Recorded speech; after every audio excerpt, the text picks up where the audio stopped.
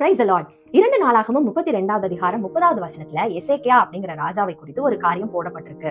எசேக்கியா செய்ததெல்லாம் வாய்த்தது. Hezekiah prospered in all his works.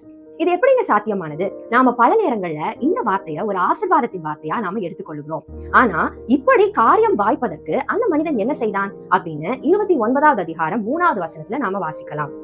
எசேக்கியா தன் ராஜ்யபாரத்தின் 1ஆம் வருஷம் 1ஆம் மாதத்தில் கர்த்தருடைய ஆலயத்தின் கதவுகளை திறந்து அவைகளை பழுது பார்த்தான். பாத்தீங்களா, அவன் ராஜ்யத்திற்கு வந்து 1வது வருஷம் 1 மாதத்திலே அடைக்கப்பட்ட கர்த்தருடைய ஆலயத்தின் கதவுகளை அவன் திறந்தான். அது மட்டும் இல்ல, பாழாய் கிடந்த காரியங்களை அவன் பழுது பார்த்தான். அதாவது கர்த்தருக்கு தன்னுடைய ராஜ்யத்திலையும் தன்னுடைய வாழ்க்கையிலையும் முதலிடம் கொடுத்தான். இத அவன் ஒரு உடன்படிக்கையாவே செய்து கொண்டு இததான் நான் செய்யணும் அப்படின்னு தன்னுடைய மனதில் அவன் நிர்ணயித்துக் கொண்டான் அப்படின்னு 10வது வசனம் சொல்லுது. இப்படியாய் அவன் செய்தனாலதான் அவனுடைய காரியம் ஜெயமா இருந்தது. அவன் கையிட்டு செய்த காரியங்கள் வாய்த்தது. இன்று கூட ஒருவேளை நீங்க கையிட்டு செய்கிற காரியங்கள் வாய்க்காமல் இருக்குதா? எந்த காரியமும் ஜெயமா உங்க வாழ்க்கையில நடக்காம இருக்குதா? உங்க வாழ்க்கையிலும் காரியங்கள் வாய்க்கணும்னா நீங்க செய்ய வேண்டிய காரியம் 3. ஒவ்வொரு நாளின் முதல் மணி நேரமும் அது கர்த்தருடையது. உங்க வாழ்க்கையில நீங்க எடுக்கிற முக்கிய முடிவுகளில் முக்கியத்துவம் கொடுக்க வேண்டியது கர்த்தருக்கு.